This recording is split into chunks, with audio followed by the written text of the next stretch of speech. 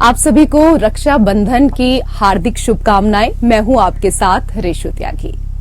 रक्षाबंधन को हम सभी भाई बहन बड़े ही प्रेम और स्नेह के साथ हर साल मनाते हैं। बहनें थाल सजाकर भाई की आरती करती हैं और भगवान से प्रार्थना करती हैं कि उनका भाई स्वस्थ और दीर्घायु हो। ऐसी मान्यता है कि सबसे पहले सतयुग में इस पर्व की शुरुआत हुई और मां लक्ष्मी ने राजा बलि को रक्षा सूत्र बांधकर इस परंपरा का शुभारंभ किया। भविष्य पुराण की एक कथा में बताया गया है कि इंद्र देवता की पत्नी ने उन्हें रक्षा सूत्र बांधा था।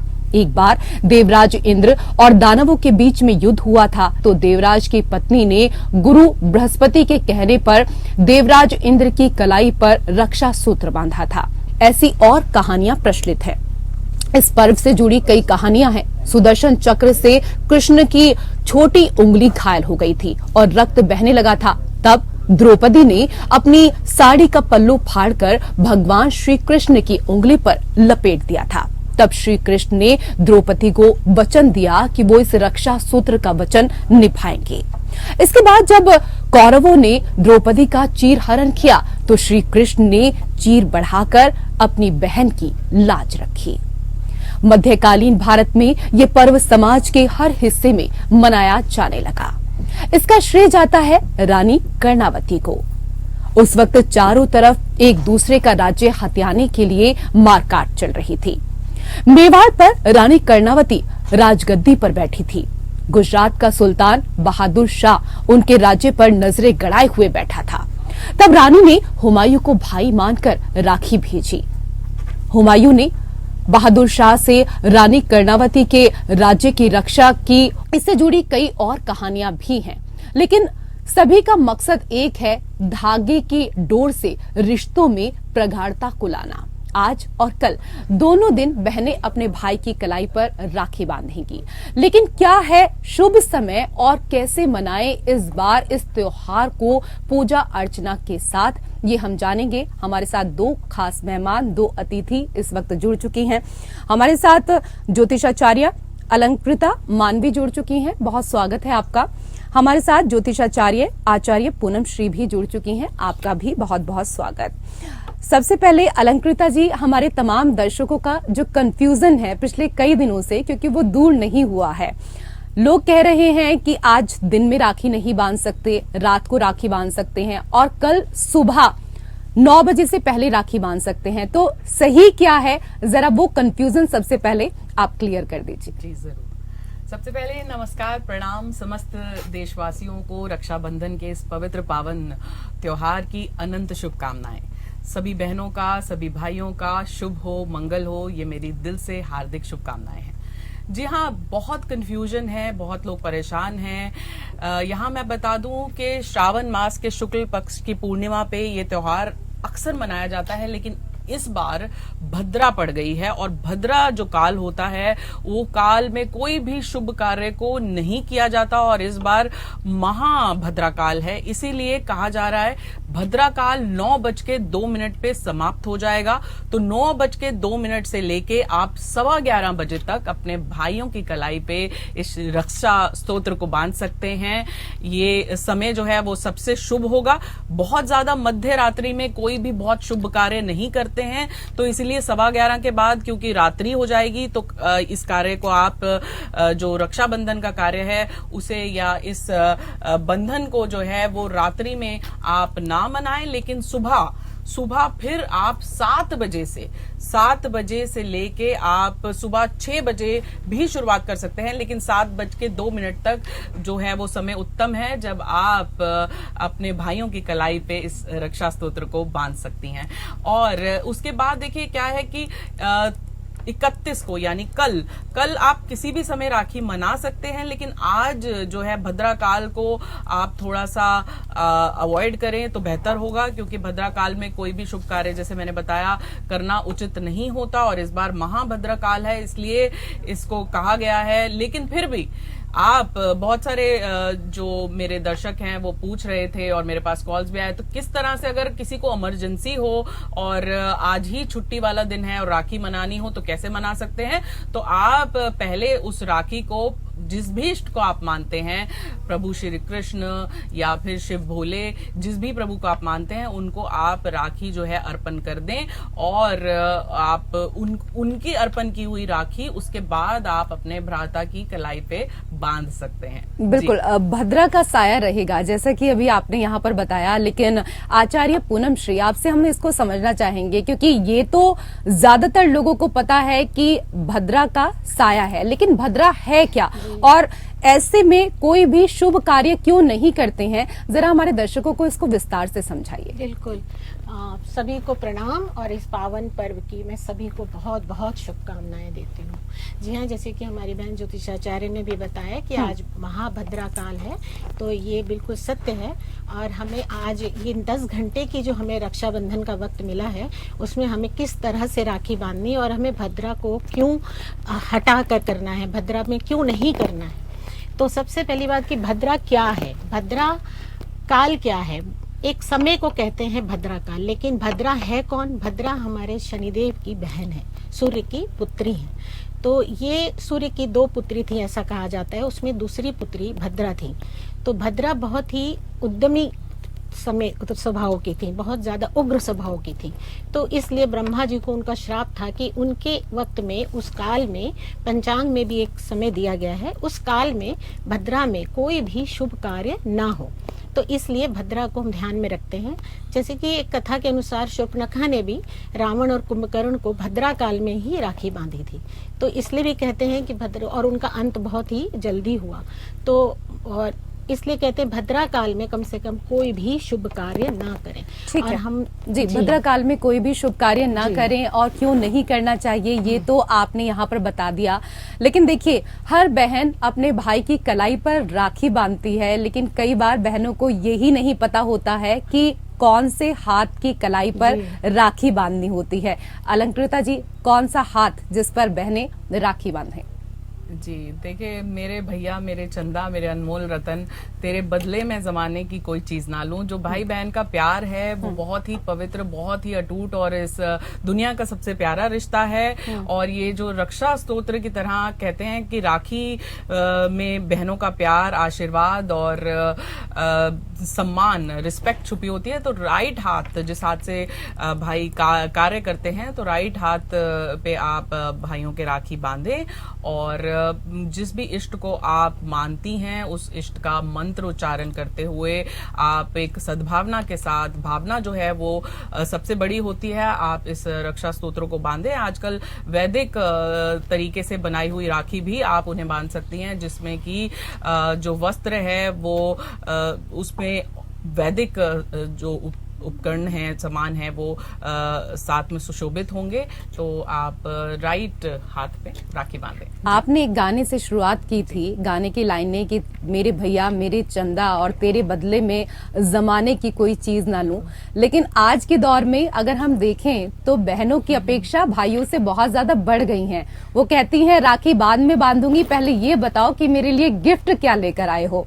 तो आज क्योंकि रक्षाबंधन का त्योहार है, हर कोई भाई चाहता है कि वो अपनी बहन को अच्छे से अच्छा, प्यारा से प्यारा तोहफा दे, उसकी रक्षा करे। लेकिन कई बार हमने देखा है कि भाई की आर्थिक स्थिति ठीक नहीं होती है, उसके बाद भी बहनें कई बार नहीं समझ पाती हैं। कई बहनें इतनी समझदार होती हैं कि जब उनको पता होता है कि हमारे भाई की आर्थिक स्थिति ठीक नहीं है तो वो खुद भाई बनकर उनके लिए कुछ ना कुछ करती हैं। तो ऐसे में तमाम ऐसी बहनों और भाइयों को समझाना भी क्या चाहेंगी, क्या कुछ संदेश आज देना चाहेंगी इस मंच से आचार्य पूनम श्री जी? जी हाँ, ये बहुत ही बड़ा, एक बहुत बड़ा सवाल भी है। और ये आधुनिक इस आज की दुनिया में वो जो कहते हैं ना गिव एंड टेक वाला वक्त हो चुका है। तो बहनें तो हैं, लेकिन जो बेटियां हैं आज बेटों से कम नहीं है, ऐसा भी कहा जाता है। तो वही बहनें अपने भाइयों के लिए भाई बन के भी रक्षा करती हैं। आज के वक्त में अगर आप देखेंगे तो बहनें ज्यादा अपने भाइयों के लिए कर रही हैं। तो अपेक्षा का मतलब ये है कि भाइयों की अपनी व्यवस्था कैसी है, भाइयों का अपना सिस्टम कैसा है, वो क्या कैसे रह रहे हैं, कैसे उनकी आर्थिक स्थिति है, ये सब ध्यान में रखते हुए ही बहनों को अपेक्षा करनी चाहिए। सबसे पहली बात तो कि राखी के इस त्योहार में अपेक्षाएं होनी ही नहीं चाहिए। प्रेम विश्वास से बढ़कर कोई अपेक्षा नहीं होती। आप एक दूसरे के प्रति एक सम्मान प्यार भावना जो जिंदगी भर चलेगी।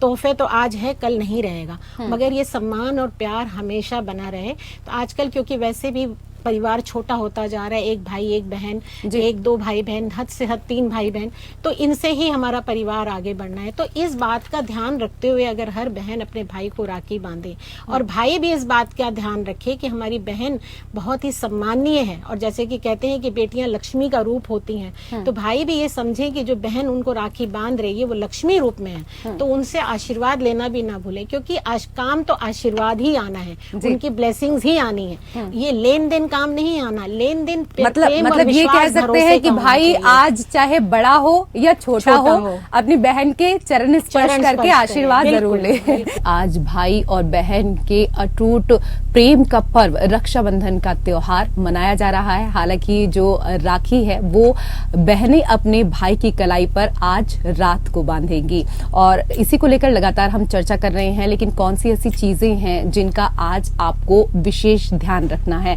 क्योंकि जब राखी बांधते हैं तो पूजा की थाली में क्या कुछ होना चाहिए, जरा ये भी समझ लेते हैं। अलंकृता जी, क्या कुछ होना चाहिए आज पूजा की थाली में? देखिए, हमारे भारत देश की अगर बात करें तो हमारा अध्यात्म और ये जो पारिवारिक रिश्ते हैं, इसी के लिए हमारा देश माना जाता है, और मजबूत भी ये रिश्ते इस देश को बनाते हैं। तो भाई बहन के इस अटूट रिश्ते को और भी मजबूत करता है ये राखी का त्योहार। और इस राखी के त्योहार में किस तरह से बहनें जो हैं वो पूजा की थाली को सजा सकती हैं। पूजा की थाली में विशेषकर कुछ चीजें हैं जो होनी चाहिए, जैसे कि अक्षत, रोली, चंदन और टीका जब आप लगाएं तो अपनी अंजनी जो फिंगर से जब हम लगाते हैं तो उसमें जो है हल्दी, केसर और सिंदूर ये मिक्स कर लें, और इसके बीच में थोड़े से अक्षत, और साथ ही में गंगा जल आप अवश्य रखें। एक लोटे में गंगा जल का एक विशेष महत्व है, आप उसे चांदी का लोटा इस्तेमाल कर सकते हैं, उसमें थोड़ा सा गंगा जल अवश्य रखें, नारियल अवश्य रखें, और कुछ मीठा, आप कुछ मीठा खुद भी बना सकती हैं। और जो भाइयों का हम आरती करते हैं, भाइयों की आरती करने के बाद उन्हें मीठा अवश्य खिलाएं। और साथ ही में पूजा की थाली में जो आपकी राखी है, राखी अगर वैदिक राखी हो तो अति उत्तम, नहीं तो एक राखी आप पहले जो है उसे प्रभु को अर्पण करें, उसके बाद आप अपने भाई को उस रक्षा स्तोत्र को बांधें। तो ये सब चीजें विशेषकर होनी चाहिए। अच्छा, अभी आपने जैसे कि बताया कि चांदी का पात्र होना चाहिए जिसमें जल रखें, लेकिन अगर किसी के घर में चांदी का पात्र नहीं है तो क्या कर सकते हैं? देखिए, चांदी का उसका क्या ऑप्शन? ऐसा अवश्य नहीं है, अगर हो तो अति उत्तम, नहीं है तो आप किसी भी पात्र में जल रख सकते हैं पूजा की थाली में। और फायर एलिमेंट जरूर होना चाहिए। आप घी का दीपक जलाएं, घी का दीपक जलाकर आप पहले अपने भाई की आरती करें, और अपने भाई की आरती करने के बाद आप मंत्र उच्चारण के साथ आप गायत्री मंत्र का उच्चारण कर सकते हैं। आप जिस भी इष्ट को मानते हैं, जैसे श्री कृष्ण को मानते हैं तो ओम नमो भगवते वासुदेवाय का आप उच्चारण कर सकते हैं, या जो भी इष्ट की स्थापना आपके घर पर है आप मानते हैं, उनके मंत्रों का उच्चारण करते हुए मन में एक सद्भावना और एक संकल्प लेते हुए मन में 3 बार कि ये जो हम रक्षा स्तोत्र अपने भाई की कलाई पे बांध रहे हैं, इससे भाई की उन्नति हो, भाई का मंगल हो, भाई की आयु लंबी हो। और भाई भी जो है उनके सर पे आप भाई के सर पे कोई रुमाल या कपड़ा डालें, उसके बाद आप पहले तिलक लगाएं। फिर तिलक में इस बात का ध्यान रखें कि अक्षत और केसर और जो शुभ मानी जाती है हल्दी अवश्य हो, उससे आप ऊपर की तरफ जो है अपनी अंजनी इस फिंगर से आप भाई को अपने तिलक करें, और फिर आरती करके उनका मुंह मीठा करें, और फिर इस राखी के बंधन को उनके कलाई पे आप बांध लें। ठीक है, भाई का मुंह मीठा करना है, अपना भी मुंह मीठा करना है। साथ साथ क्योंकि आज पूर्णिमा होती है तो जी, पूर्णिमा का जो है वो एक विशेष महत्व होता है। हाँ। पूर्ण जब चंद्रमा अपने पूर्ण उसमें होता है तो बहुत जो हमारा वातावरण है वो उसमें बहुत ज्यादा ऊर्जाएं होती है। उन ऊर्जाओं को हम अपने मंगल और शुभ के लिए इस्तेमाल कर सकते हैं। उनकी पूजा अर्चना होती है। आज शाम को 9 बजे के बाद, क्योंकि शुभ मुहूर्त है, तो बहुत सी बहनें जो है 9 बजे के बाद कलाई पे अपने भाइयों के राखी बांधेंगी। तो उस समय पे आप थोड़ा सा कच्चा दूध और गंगा जल आप एक लोटे में ले लें और उससे आप पहले चंद्रमा को अर्घ दें, चंद्रमा की पूजा करें, चंद्रमा से आशीर्वाद लें कि आप की जो ये ऊर्जा है ये हमारे घर में, हमारे भाई के घर में मंगल करे। और उस जल को आप फिर अपने भाई को भी प्रसाद के रूप में पिला दें, अपने पूरे घर में उसका छिड़काव करें। और कुछ भी अगर आप आज के दिन बाहर जैसे खीर बना के, बहुत सी महिलाएं आज के दिन जो है बहनें व्रत रखती हैं पूर्णिमा वाले दिन, तो खीर बनाएं, उस खीर को आप चंद्र में कुछ देर रख दें तो उससे चंद्र की जो शीतल ऊर्जाएं हैं, चंद्र का जो आशीर्वाद है उस खीर में आ जाएगा। उसे आप चंद्रमा को अर्पित करें, चंद्रमा को उसे प्रसाद रूप में घर पे बांटें और उस खीर को आप अपने भाई को भी खिला सकती हैं। उससे भी आपके जो भाई बहन के रिश्ते हैं वो भी मजबूत होंगे। बिल्कुल, भाई बहन के जो रिश्ते हैं वो तो मजबूत होंगे ही, लेकिन भाभी के साथ भी रिश्ता मजबूत होना चाहिए। और आचार्य पूनम श्री जी ये बताइए, क्योंकि आजकल तो हमने देखा है कि भाई को जहां राखी बांधी जाती है तो एक ट्रेंड चल गया है कि भाई के साथ साथ भाभी को भी राखी बांधने का रिवाज चल गया है।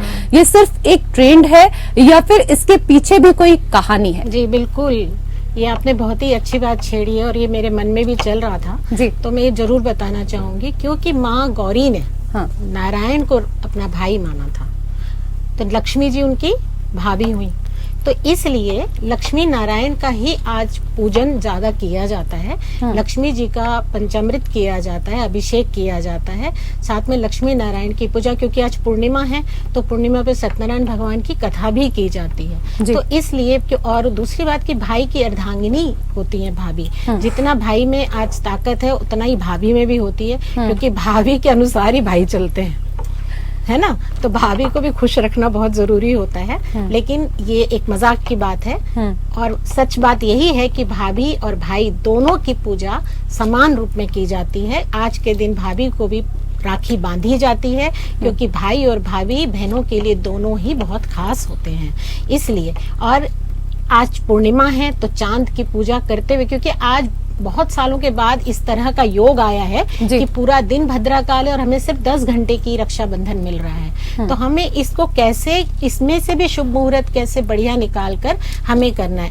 अमूमन हम शाम को सूर्यास्त के बाद राखी तो नहीं बांधते हैं, लेकिन इस बार हम बांध रहे हैं, तो क्योंकि हमें योग और मुहूर्त मिल रहा है तो हमें कोई दिक्कत नहीं है, हम बांध सकते हैं। हमारे तमाम दर्शकों को आज इतनी अहम जानकारी देने के लिए आप दोनों का बहुत बहुत शुक्रिया। जी धन्यवाद।